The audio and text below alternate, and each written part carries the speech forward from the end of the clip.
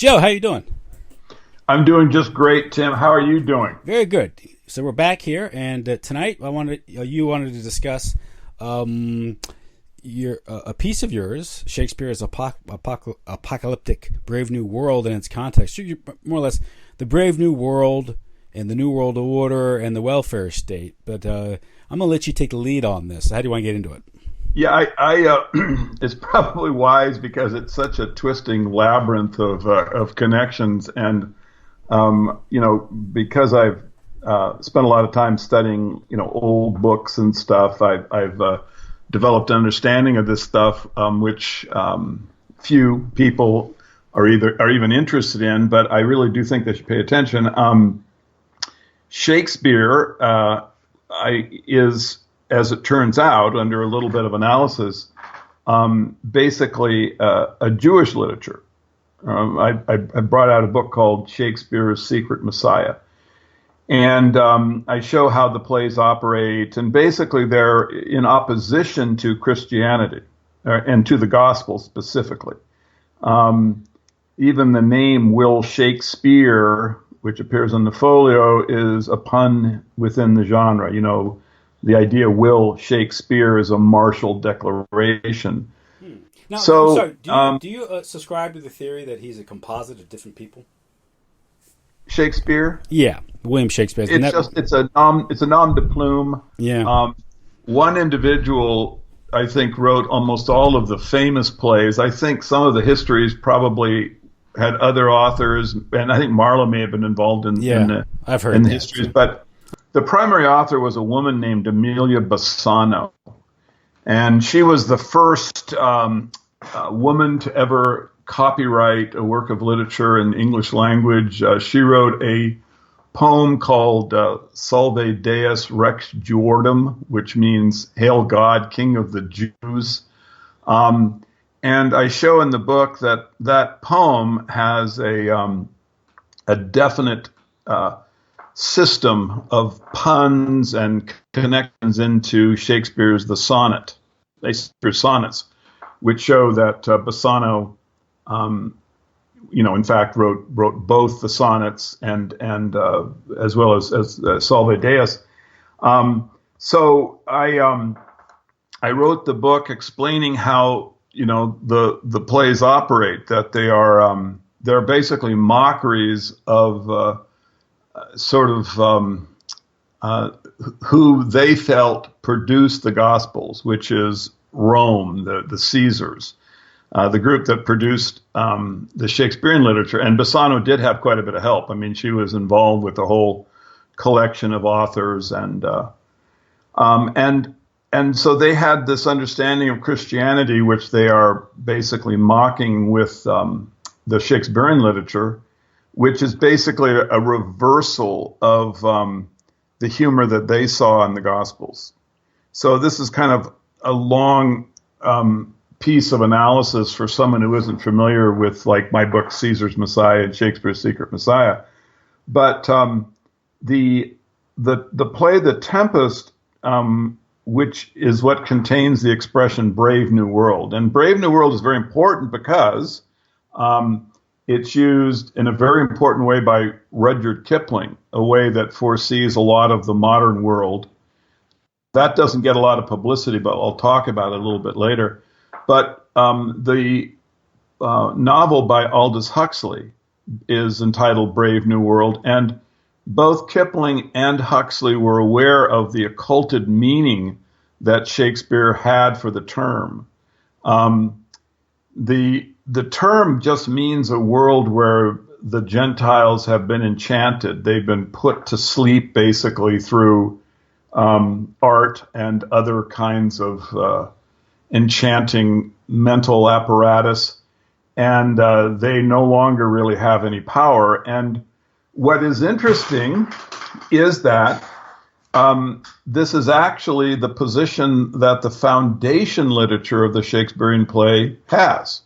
And this is something that, if you go to my article on the Tempest, the Brave New World article, which is available at Post Flavia and or at caesarsmessiah.com. You can go to either one of those sites and you can see the article. There's no charge. It's a free article. You can read it.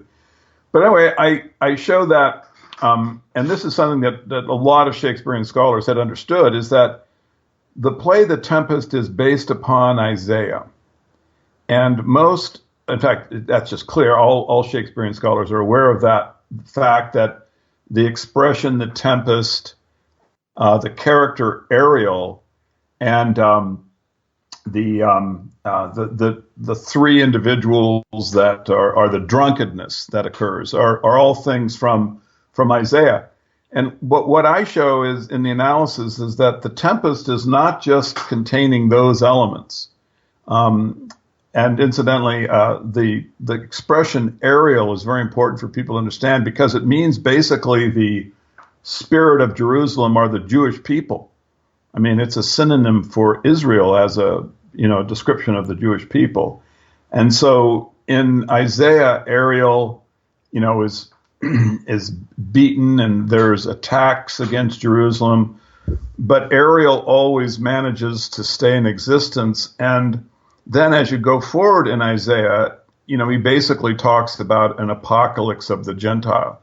And he talks about how it will be as though they thought they were eating, and they woke up from a dream hungry. The idea of a dream that they have been placed into that's just so complete that they won't understand what is real and what isn't.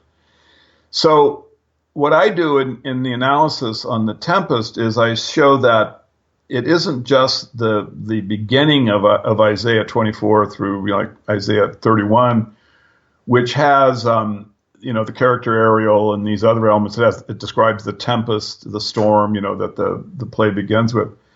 But in fact, there are very subtle symbolic connections inside the play that link further to Isaiah. Because when Isaiah gets into Isaiah 33, 34, 35, you get into this apocalypse of the Gentile. And that's really what the point of the play is, and that's really what the brave new world that Shakespeare is talking about is depicting. Now, the one thing to remember is that in the Shakespearean era, the term brave didn't mean simply courage, but also flamboyance, or in a fashion sense, kind of dazzling. And that's really the correct understanding of how the word is being used. It just relates to the conclusion of The Tempest, where Prospero stands in front of the audience by himself, and he says, I need your help. I need the audience of the theatrical performance to cooperate. Otherwise, my project's going to fail. And he talks about needing art to enchant. And that's the bravery of the Brave New World. It is just the enchanted world. Think of the Enchanted Kingdom, Disneyland. Yes. Right? So that's the American Dream. Or the American Dream, brother. You got it. It's exactly right. Yeah. So that's what's going on in both Isaiah and then Shakespeare picks it up and just makes a whole little story out of the thing. But, one thing that's very important is that the perspective of the author is not of a Gentile. No way. A Gentile wouldn't pick up and make a whole, story out of Isaiah 29 through 35. It's the most anti-Gentile passage imaginable, right? It's all, destruction of the Gentile. So that is the basis of the term, and then it gets reused. Huxley uses it, but before Huxley, Tim, it gets used by Rudyard Kipling, the insane Freemason. If you ever look at photographs of Kipling, some of my favorite photographs are he has these black pajamas that have Freemason symbols like moons and stars and all-seeing eyes, and they're all embroidered into it. And he's dancing around like he's some kind of nymph. He's spinning around and dancing, and it's just, he's just a complete whack job. But he wrote this poem, which is, the gods of the copybook headings.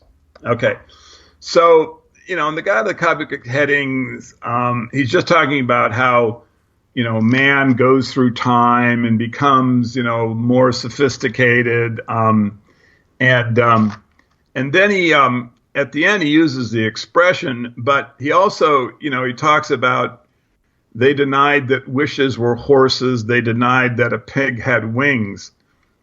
So the pig with wings, I mean, this gets reused in our modern culture a lot. It comes from here, and it's just he's using pig as a synonym for Gentiles, which the Shakespearean literature does, and that's why he uses the expression here. And wishes were horses. Remember Richard III, a horse, my kingdom for a horse. I mean, see, this is they're mocking the horses of the apocalypse in the book of Revelation, right? It's a little cryptic. I don't want to spend too much time, but because I want to get into the conclusion of this stuff, because there's another poem I want to get into too. But anyway, so Kipling's poem is kind of nuts. It's on its surface, it seems crazy, very violent. He says that there are only four things certain since social progress began: that the dog returns to its vomit, and the sow returns to her mire, and the burnt fool's bandaged finger goes wobbling back to the fire. Right? These people just can't get away from their nature, which is so debased. And then he goes, and that after this is accomplished, and the brave new world begins, where all men are paid for existing, and no man must pay for his sins. As surely as water will wet us, as surely as fire will burn, the gods of the copybook headings with terror and slaughter return. There's a sunny vision of the world from this whack job Freemason.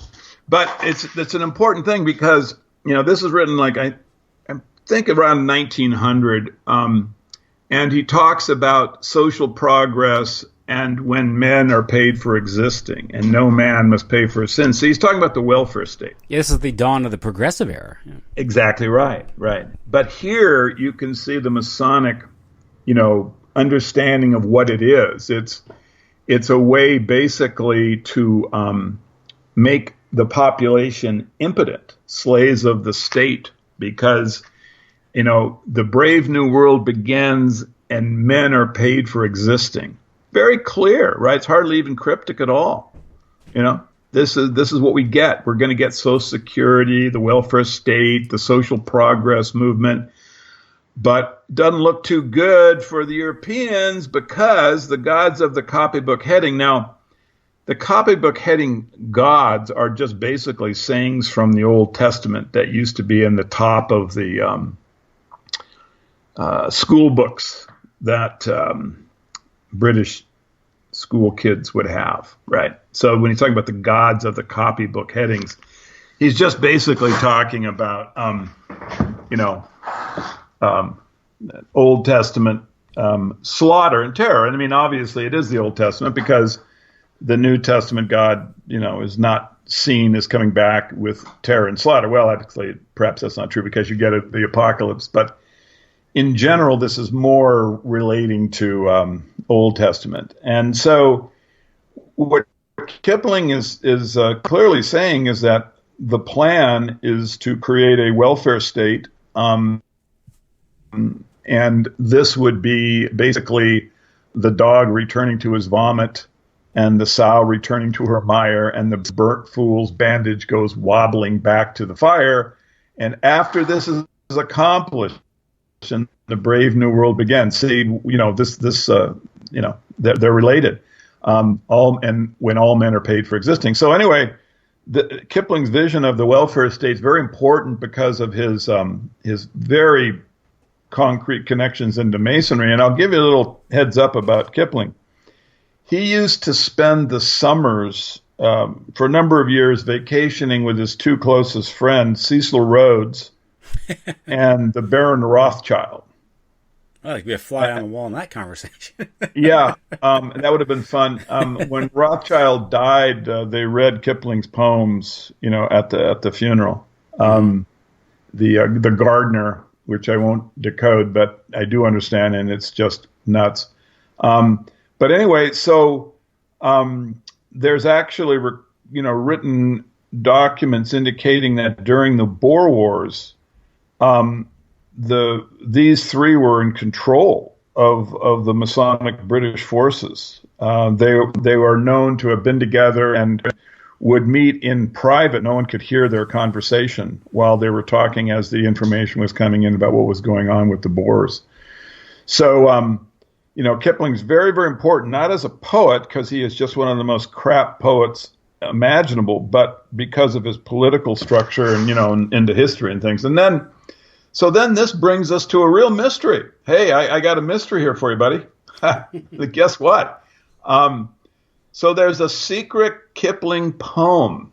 I'm going to read a letter from Winston Churchill to FDR, Franklin Delano Roosevelt. And a short little letter. I won't bore you, but so it goes, Dear Mr. President, I'm writing to send you this letter. I'm sending you this letter, two small unpublished works of Rudyard Kipling, which I think I mentioned to you.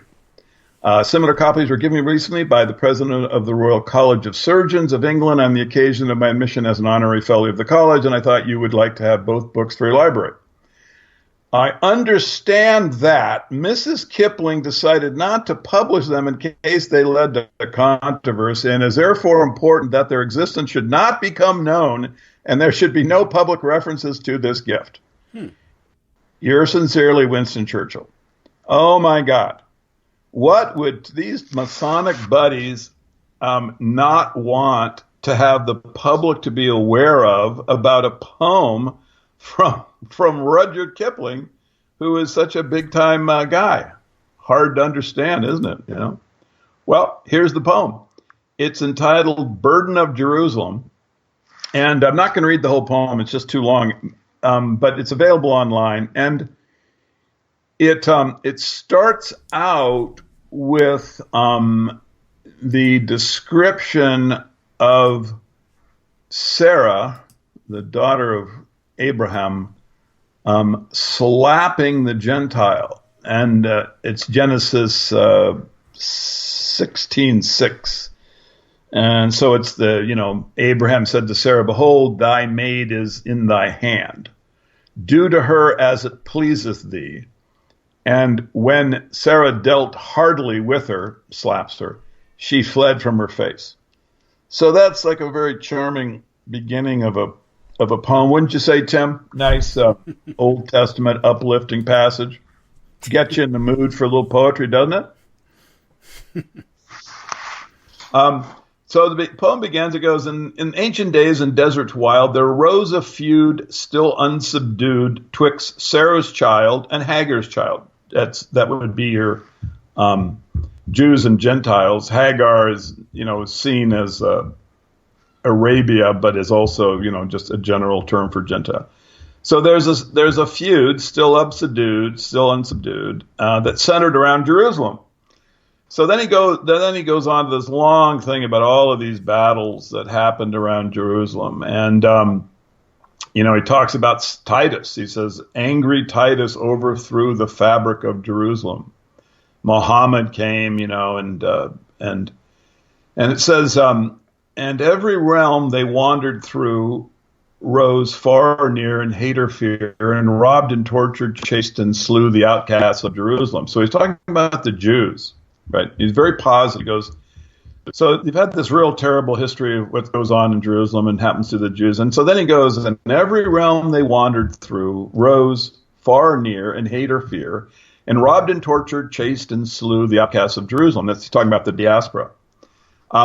So ran their doom, half seer, half slave, in ages past, and at the last they stood beside each tyrant's grave and whispered of Jerusalem. He's talking about the love and longing for the diasporan Jews to return.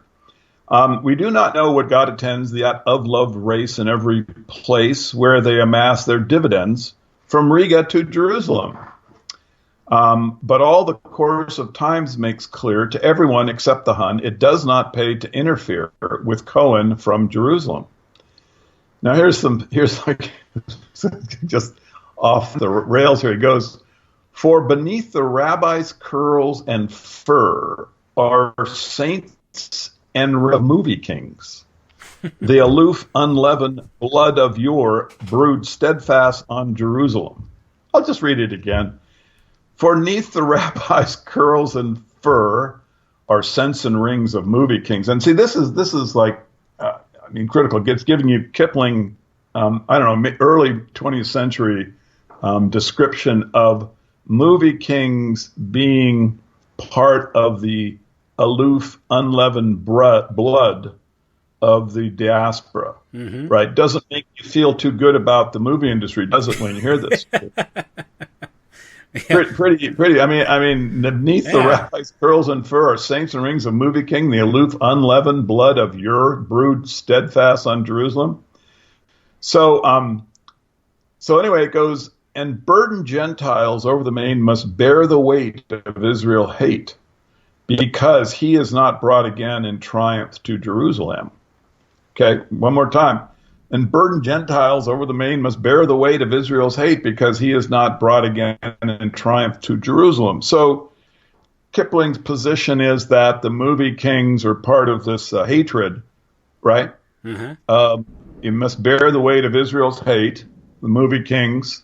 And so big ending here. He goes, yet he who bred the unending strife was not brave enough to save the bonds made from the furious wife. Now, he's talking about the beginning of the poem where the maids get slapped about by Sarah, who runs away. So he who bred the unending strife, okay, that would be the Gentiles, was not brave enough to save the bonds made from the furious wife. He wrought thy woe, Jerusalem. Right. So this is the poem. My understanding of it, I can assure you, was clear-minded. I'm familiar with Kipling's stuff, and I know the symbolism here, and I can just assure you that it's just exactly as it is on the surface narration. He's just talking about, basically, a kind of hatred that is justified in violence. You see, this is, we've talked about the moral authority involved in the counterculture right away. Who would have that?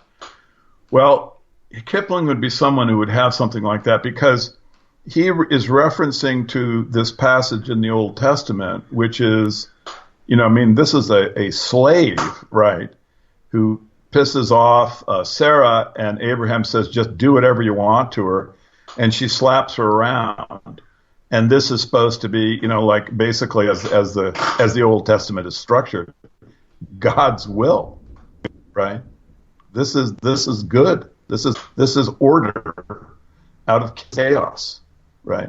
So now when you get here and you read that, beneath the rabbi's curls and fur are saints and kings of movie kings. See, this doesn't look too good, Tim. I mean, this looks pretty organized and full of a lot of hatred, wouldn't you say? pretty malevolent. Yes. Pretty malevolent. Yeah. And then now here's my question. Okay. What does the Freemason Winston Churchill see that as positive about the poem, that he would send it on to Roosevelt? Who then, and incidentally, responds by saying, oh, yes, I'm aware of it. Now, this is very important. Roosevelt wrote back to Churchill. Roosevelt says, oh, I'm aware of it. I got this poem. And it's a beauty. It's a gem, right? Really. What is gem-like? He used the expression gem. What is gem-like about the burden of Jerusalem, which is so violent and racist?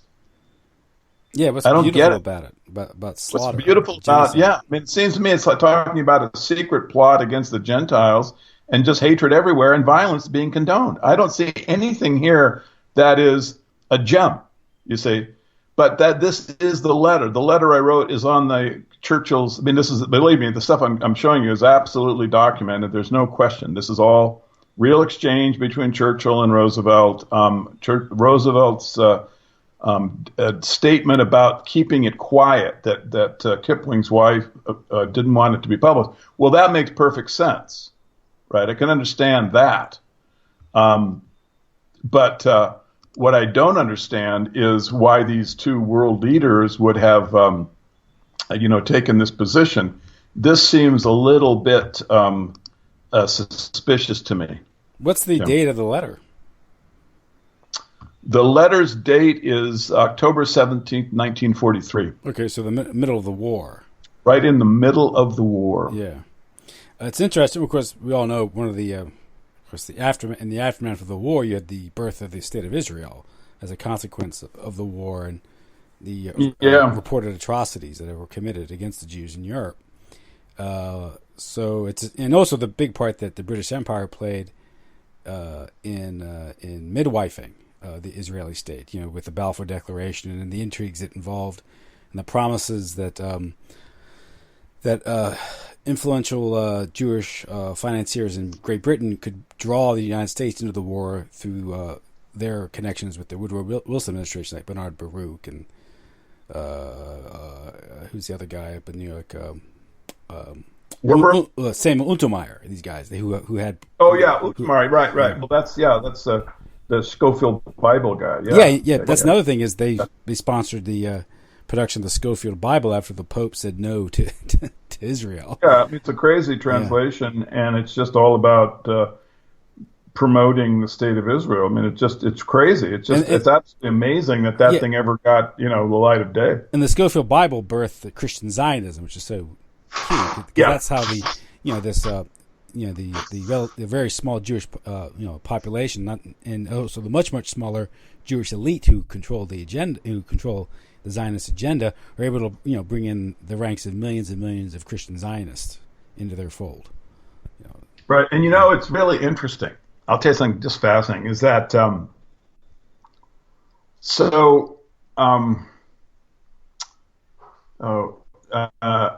there was a guy who had influence on Schofield, and I'm going to blank on the names. I think it was like Raglan or something, but he was part of the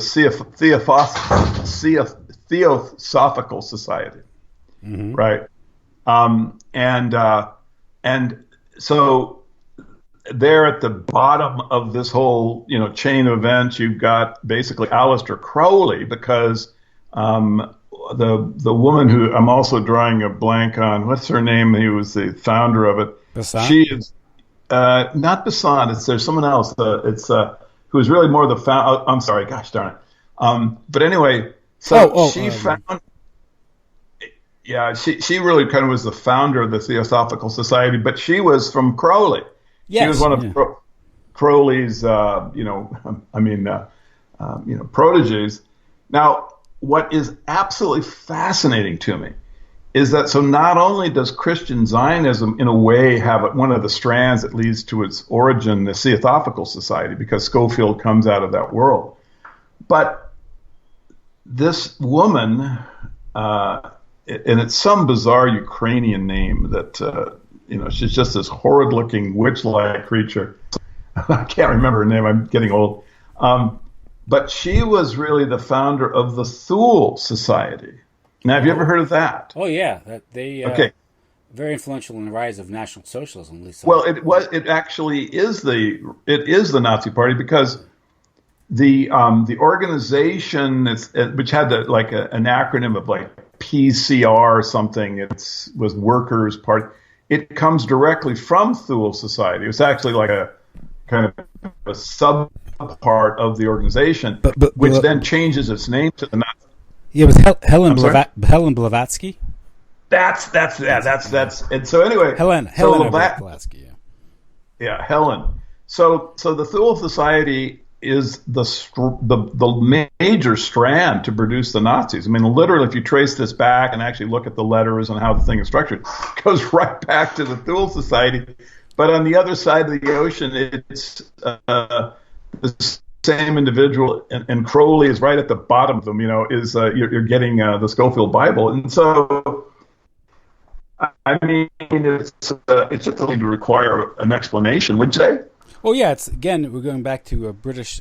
Of course, with Crowley, you get into British intelligence, and he was an asset of British intelligence during the First World War here in the United States.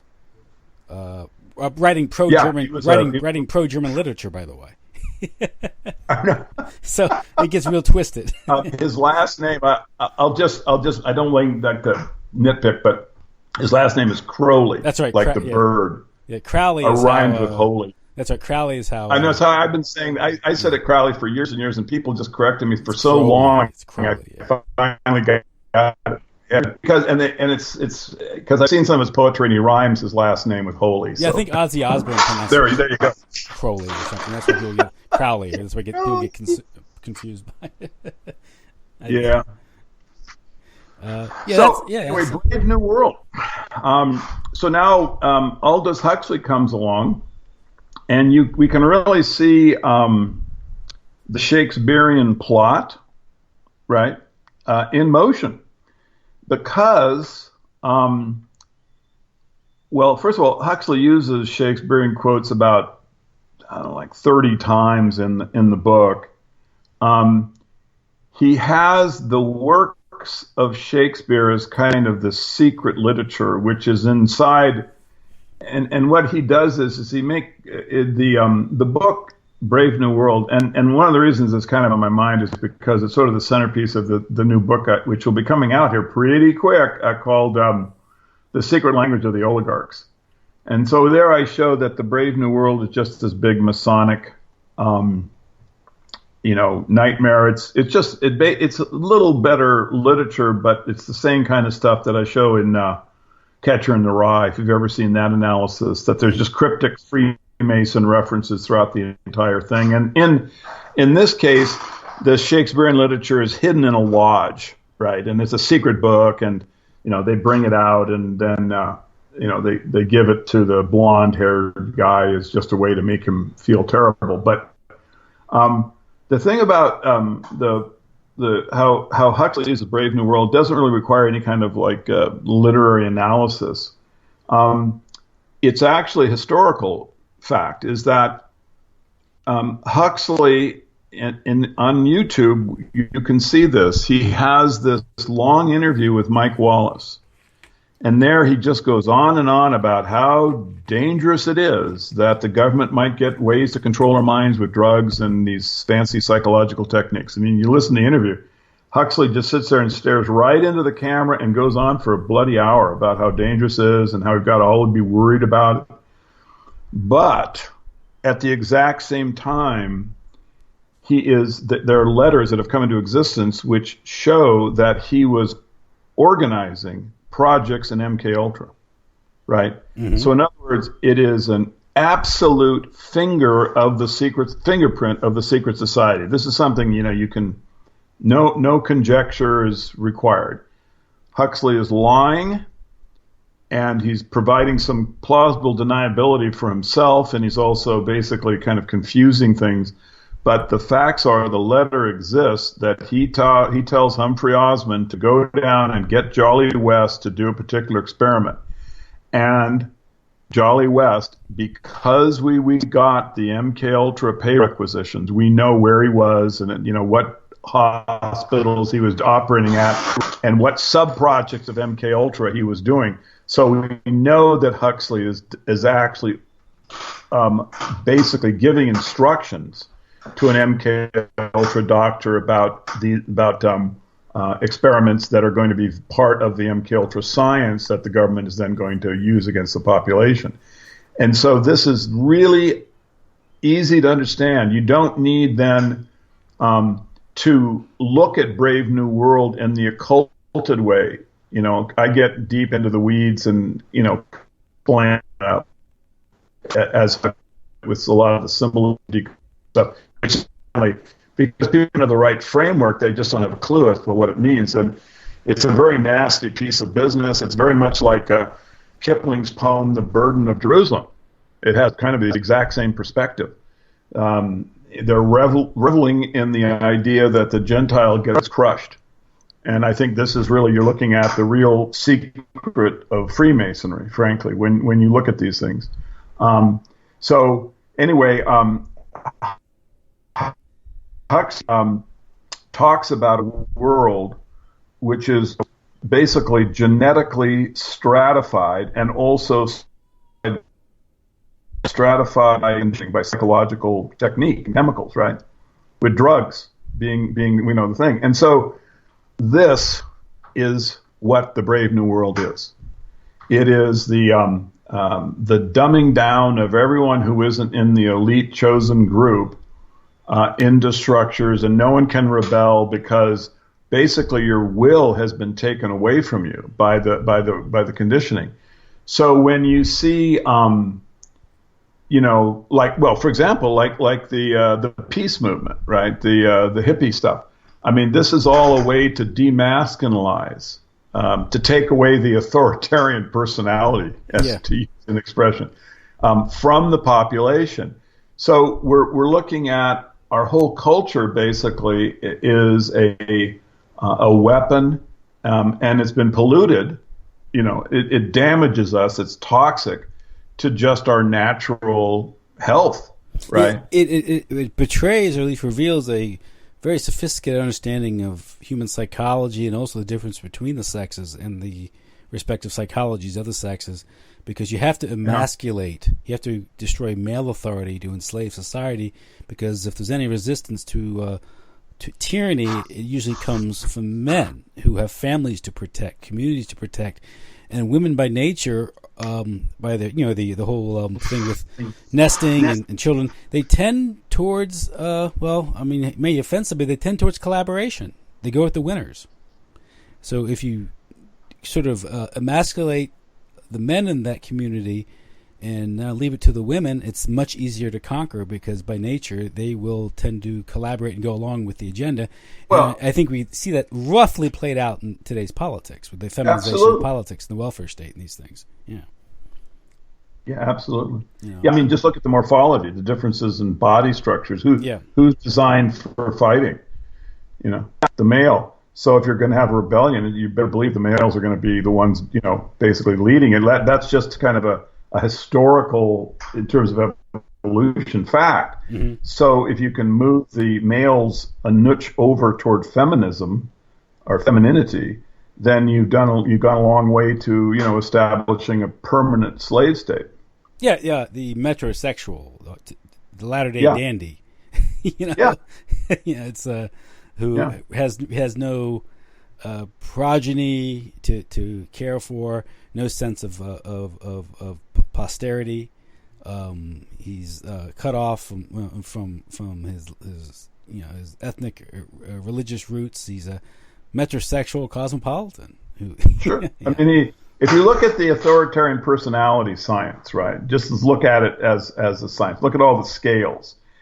The metrosexual would be the finished product. I mean, he would not have an authoritarian personality. He would not have. He would not be ethnocentric. He would not be anti-Semitic. He would not have. He just wouldn't be in any way, masculine. And so that was the idea, and certainly, you can see it just everywhere today. I mean, Bruce Jenner would be sort of the role model or the avant-garde for the new culture that they're bringing about. Yeah, I mean, that story is just so strange and so in your face. The fact that people just accept that as just a independent, organic news story. Obviously, he's an experiment. I mean, it's you go from the decathlon, the alpha male decathlon winner, to this bizarre looking creature who, if you get he doesn't even look like a woman. It just looks like a man dressed as a woman. I'm sorry, that's what he is. Yeah. Nothing more, nothing less. It's it's just obviously a psychological device to just confuse masculinity in male's mind as to what it is. There is plasticity. Obviously, there have been cultures that are not suffering from conditioning from malevolent force that have had large fractions of homosexuality, but I don't think it was the effeminate kind of. In other words, if you look at the Greeks, very different, yeah. Romans, it's very different cultural phenomena, and I don't think it affected their personalities.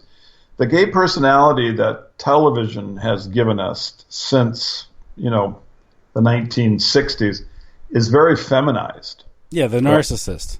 Yeah, and very narcissistic. And so that I don't think you're going to find often in Roman generals and things like this. So it was just Sparta. Yeah, you won't find that. Yeah, you won't find Will and Grace in Sparta. Right. I mean, right, exactly. It's just not going to happen. And so we had a different kind of situation, but they realized that, and so they decided they would try to promote it, and just again they would weaponize it, and the weaponization of it was to create the feminine homosexual. Well, that's my opinion.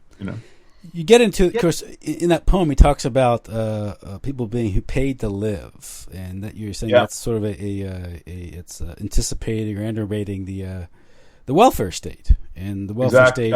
Yeah. The welfare state puts us under the boot of the drill sergeant, and of course the welfare state we're enslaved to the nursemaid. Either way, we're under control. It's the warfare state. And it's interesting because the welfare state largely was birthed from the warfare state. He's here in the United States with the army, with pensions and things like that. That's how it kind of came out of, and also a lot of the legislation that the New Deal relied upon dates back to the First World War. Trading with the Enemy Act and things like that. These are legislation that the FDR administration used to justify the seizure of gold in 1934. The idea that this welfare state can be used to it's fairly obvious how it can be used to expand government control of our lives, because whoever pays the piper calls the tune, and if they're paying for our survival, they're going to tell us how to live. But in the first, look at the progressive legislation. Of course, we had this Federal Reserve Act was a progressive piece of legislation, if you can believe it. It was, but the whole progressive era was this whole myth of this sort of modernization, rationalization of government under the guise of sort of the rule of the experts, technocracy or scientism. And this was being set up by the oligarchs because they were going to put in place these technicians, these technocrats, these academicians and these bureaucrats, that they would do their bidding. They would get control of the bureaucracies, whether it's the FDA or the Federal Reserve Board or the Federal Trade Commission. These things. Once you create these power centers, it's just a question of subverting those power centers. So it was a strategy. Exactly. Yeah. But of course, when they passed the Federal Reserve Act, I think it was Charles Lindbergh's father who said, "Well, now booms and busts will be scientifically engineered." Exactly right. And the thing is that the Federal Reserve system and the whole transfer of control of production of money from the Congress to the bankers that owned the Federal Reserve Corporation was, I think, the most clever and subtle form of enslavement that we're suffering from. Mm-hmm. I mean, basically, what they were able to do is to, it's just like when Kipling says, all men are paid for existing. Well, the reason why men are paid for existing is because no one has a job. And the reason why there's no jobs is because the wealth has been sucked out of the economy, and therefore self-reliance is almost impossible to achieve because there's no place for wealth to exist. And what they've done is they can debase the currency faster than there is wage growth. So you think that, gee, I'm getting ahead. My wages have doubled. But the problem is that the currency is only worth a quarter of what it was. I mean, think of where the currency was relative to gold, say in 1917, right? Oh, yeah. And where it is now. I mean, that's one of the reasons why gold has been massively suppressed. They control the price by short selling it for these huge dumping of the market. But they call it paper gold. Right, paper gold. Yeah, but But the thing is that even with that, gold is $1,200, whereas it was like $30 back then. Well, that's what you're seeing is the debasement of the dollar when you look at the price of gold. Gold just is static. The dollar has simply gone way, way down in purchasing price, and that's just a complete result of the activity of the Federal Reserve. They have debased the currency. Now, this is happening faster than you have wage growth. Because, for one thing, with the currency debasing, it's harder for businesses to make true profits. So the fact is that now, even though everyone is making hundreds of thousands of dollars a year, you have to have both parents in the workplace, and they rent their homes. They don't either own them. I mean, where I live in Santa Barbara, a couple cannot come here unless you're very, very wealthy and just buy even like a middle class home. Mm-hmm. And that would be like $1,200,000. You'd have to have, $400,000 or $500,000 in saved money, right? Imagine now, where is a couple at 30 with 2 kids going to come up with that kind of savings? Yeah, and they're the true source of wealth of society because they're having children. Of course, and so we're just not the paper money. Yeah, we're just upside down.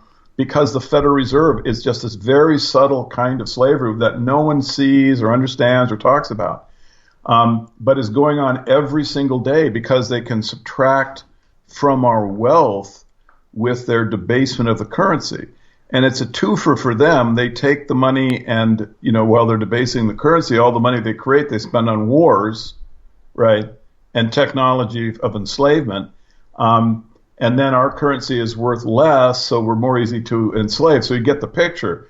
We're just headed in the wrong direction in every possible way. Yeah, and of course the existence of a central bank, and of course with a currency that's not tied to anything of value like gold, which might impose some discipline on the creation of money, just leads to this astronomical, debt, which is just perpetual debt enslavement. But if you look at the post-war fiscal policy in the United States, have became just so reckless, and a lot of people just ascribe that to politics, the growth of the welfare state, sort of just a convergence of events that occurred after the war. But I suggest that there's probably something more malevolent, more planned involved here.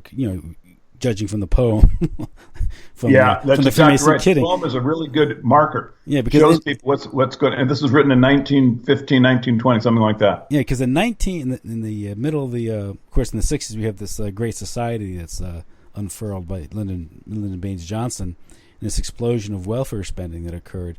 Although the poverty rate had been declining on average about a point a year from 1948 to 1963, with the post-war boom. So.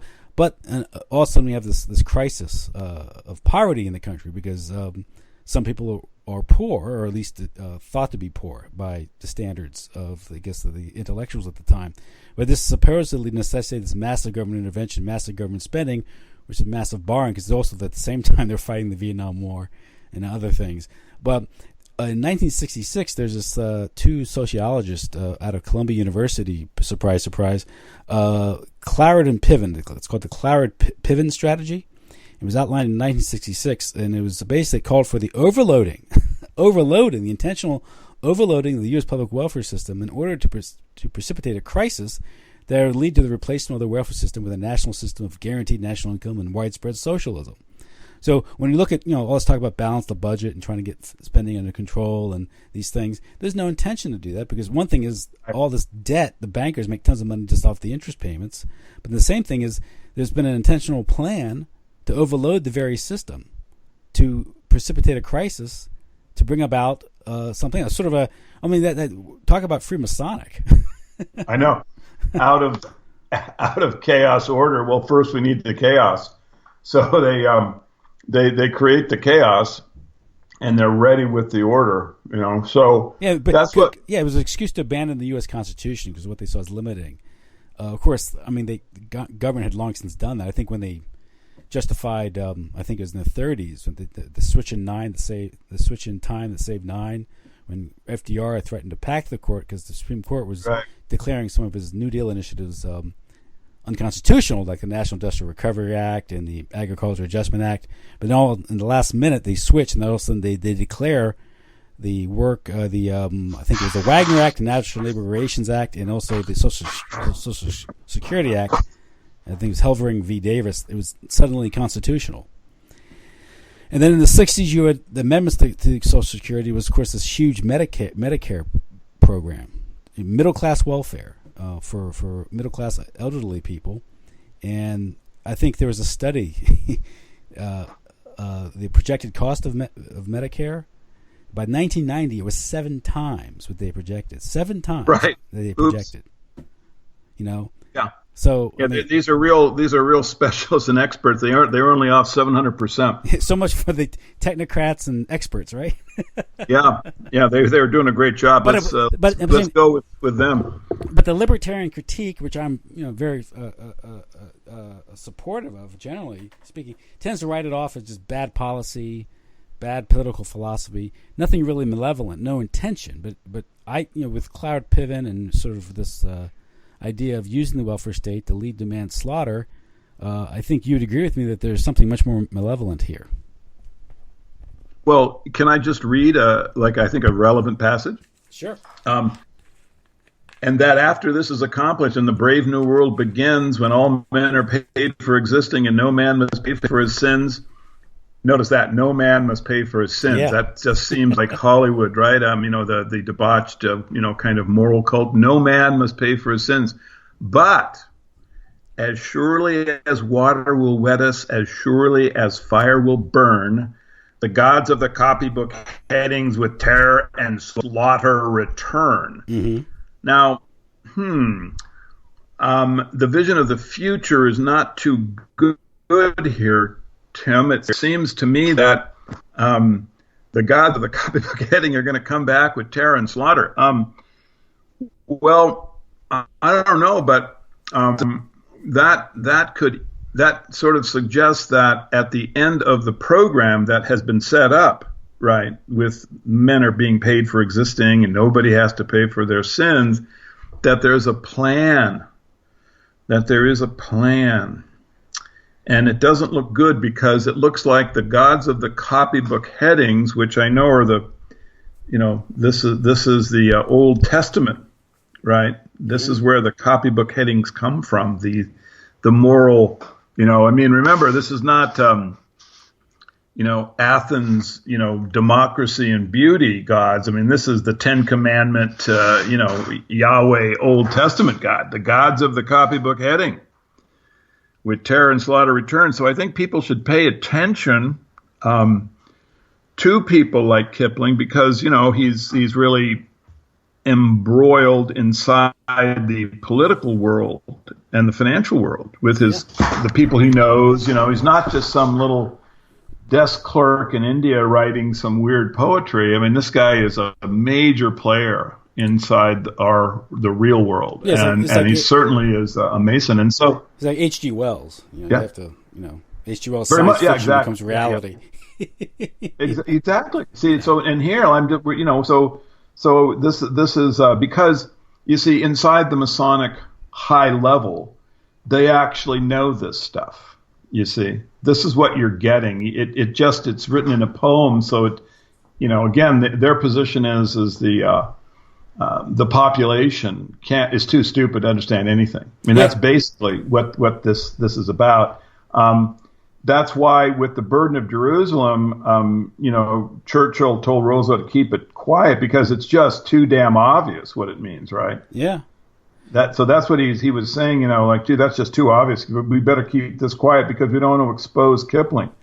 And because if Kipling's exposed and people read, well, gee, the gods of the copybook headings are coming back with terror and slaughter, this doesn't look too good. This looks like a group is in control here. Roosevelt and Churchill are involved. Kipling, who is Rothschild's vacation mate, is involved. And they have an understanding, you see, that we don't. You see, that's one thing that's just completely clear from the letter. Is that Roosevelt and Churchill have an understanding of literature that the common person does not have, right? and isn't supposed to have, because they very, very subtly talk about, well, let's just not let anybody see this one. Yeah, yeah. And so there it is. It's important stuff, and it's this is all in the new book, The Secret Language of the Oligarchs. I mean, what I try to do with the book is just to, basically put this stuff into, kind of decode the symbolism and then just put it into historical context. I mean, it's not hard to understand this stuff if you know what Kipling's background is and who his social connections, and you understand, MK Ultra and who these connections are. It just becomes, I think, you get to see a really clear organizational structure of power, and it's one that has genocide in mind. Yeah. Urban slaughter is coming back. If we don't do something about it, it's coming our way. Well, it's what you stand back and look at the bigger picture, and what you really see is a pattern of what the oligarchs do, what the secret society does is it precipitates a crisis. Yeah. It then stands as the solution. Power. It's the old crisis. What's that reaction solution? Never waste a crisis. Yeah, never waste a crisis. It's problem, reaction, solution. Yeah, problem, reaction. Even Andrew Pike wrote about it. Pike wrote about this. Yeah. About doing this. But through central banking, through these government institutions, they can engineer crises. They can collapse, strategically collapse currencies, cause currency crises in certain countries, buy up things on the cheap, pump and dump on these things. Yeah. Now, what you see is one other piece of document is very important. I think it sheds a lot of light on this. Is we have the crises of the 20th century, the Great Depression, the wars. These things are precipitated. We didn't trip into these things. The leader, it wasn't stupidity; it was malevolence that led to these things. But in 1974, which is interesting, it's an interesting date because it's like 10 years, almost 10 years after Kennedy was assassinated, and you have the tumult of the 60s. You had this thing out of Stanford Research Institute, the Changing Images of Man, which says things are unsustainable. Because they're unsustainable, we have to change human nature and engage in this widespread psychological warfare, changing how we look at the world, how we look at each other, how men and women look at each other. And it's because everything is unsustainable. But they're the ones that made it unsustainable. Yeah. Well, Willis Harriman. This is all just MK Ultra stuff. These guys are MK Ultra, just everywhere inside these organizations, and then the Stanford Research Institute and the Palo Alto VA, where you've got the Grateful Dead hanging out. It's just a cesspool of Masonic and different secret societies all involved, all interacting in between the little MK Ultra funding sources. And Harriman is there talking about how we've got to have this mass scale psychological change, right? The changing image of man. Well, Tim, doesn't that just plug right into the conclusion of the authoritarian personality? Yes. Yeah. Exactly. Where they talk about we got to have a mass scale psychological, where you use eros as the as the tool to start bringing change about. Mm-hmm. Yes, and what's used Hollywood, the Black Magic Kingdom, Hollywood. It's all used in there. Yeah. And again, when we talk about welfare, funny what the welfare state does is it addresses.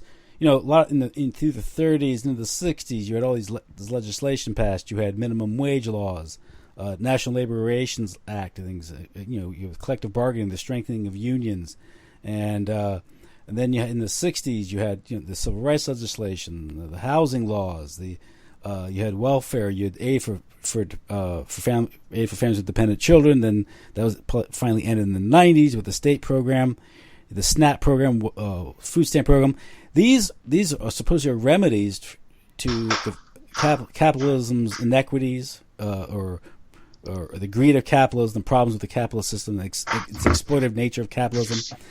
But one thing is these progressive, these liberals that supposedly love the poor, never go after things like the Federal Reserve and monetary debasement and usury, right, which is at the core of the exploitative system. These things don't address that. These things are I mean, they just make it worse because they borrow money from the banks to pay for these programs. That's such a good point. I mean, the thing is that with the SNAP cards, right, the people are at a level of poverty that basically they're like one government handout away from starvation. Yeah. This wasn't where the poor were, even in the 20s. There were much larger extended families and ethnic components. You know, they have the pictures of the soup lines. I'm telling you, I've seen the data. The people were far wealthier. And of course, remember, you had a tremendous fraction of the population that were farmers. Yeah, that made their own food. Yeah, so they're outside the money economy. They're outside of it. They don't care. They make their food. They exchange it for goods and services. The Federal Reserve System is expertly designed to extract wealth from the public, and it has. It has. Look, and how that's they talk why about, it's fat. You know, with Obamacare, which is set up to fail so they can bring in a single payer system and say, look, it failed. The market failed. And when they talk about the problem with healthcare, no one addresses things like, like the cartelized medical industrial complex, and the fact that and how the insurance system drives up costs, the third party reimbursement system, and how the whole nature of medicine, what it really means to get healthcare, should be a matter of debate, not controlled by a single cartel. You know, the pill pushers in white coats that work for big pharma and big oil. Yeah, I mean, again, it's just, it is so sad, Tim, but we are really in a malevolent cesspool because it's almost like you can't even we talk about sports, and it disintegrates into Masonic evil. We talk about, Hollywood, obviously that's just a complete cesspool, our entertainment industry. But then you talk about the medical, and it is just sick, to use an expression.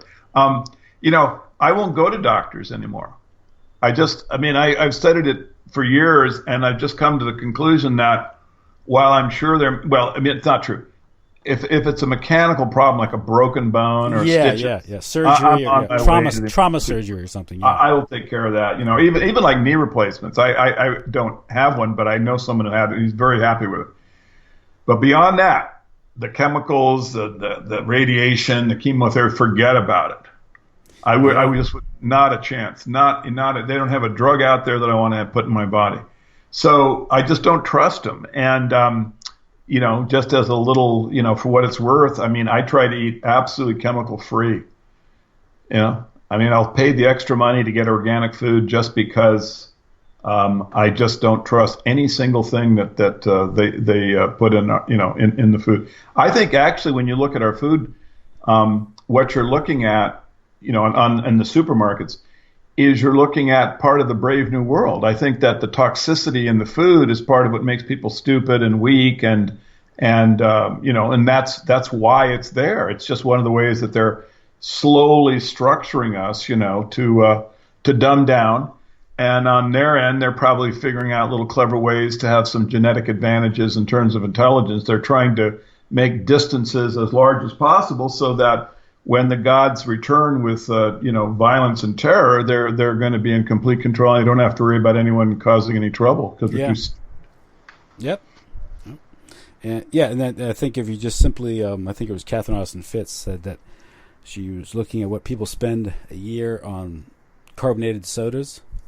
Yeah. And what they spend on fresh vegetables. And they said I think it was like $2 billion a year on fresh vegetables and $10 billion on carbonated soda. So if you just reverse that, you could solve most people's health problems, the chronic illnesses.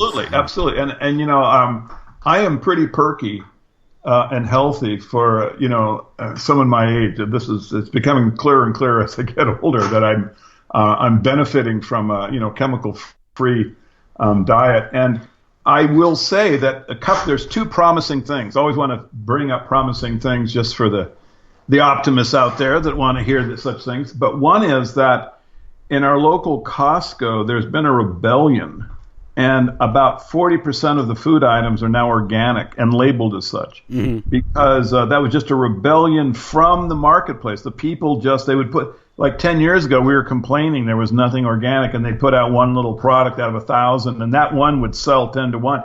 Then they would put out another. Now you go to the counter, which used to be nothing but the toxic chicken, the stuff with the hormones and the insect, all of the antibiotics and steroids. You can't even find them now. It's just organic chicken, the whole case, right? That's all. The eggs now, the largest fraction are organic eggs. And they're a little bit more expensive, but no one cares. People are catching on. So that's one really important revolution that's going on. And that's just an information exchange where the population is wising up and the behavior is changing. This is great. This is what can happen politically. Yeah. We see it with food. And the other one is the electric car, which is becoming very, very popular here in Santa Barbara. We're sort of a trendsetter in this regard. And the reason that the electric car is cool is because you can have solar panels like I do. Mm-hmm. And you're off the system. You're out of the. See, the oil system is set up. Maybe we should do a show on this sometime. But you can actually trace the families back to the East-West Trading Company that set up the oil company, right? Well, these are the same guys that actually sold slaves. I mean, this is talk about a slave system. I mean, this is what they were selling, and then of course they were creating the opium addiction in China. Which was a completely Masonic process with Lord Palmerston being the head of the gunships that went down the Yangtze to blow up the Chinese that were rebelling, and he was also the chief Freemason, some kind of like potentate, some kind of bizarre title, but he was leading both groups, and when he went to blow up the Chinese, so. The fact that you can now have a car that you can have transportation and you're not in that slave system is wonderful. So those are two little points of light, to use an expression, Tim, that have come into existence, and hopefully there'll be more in the future. We just have to beat back the self-driving car.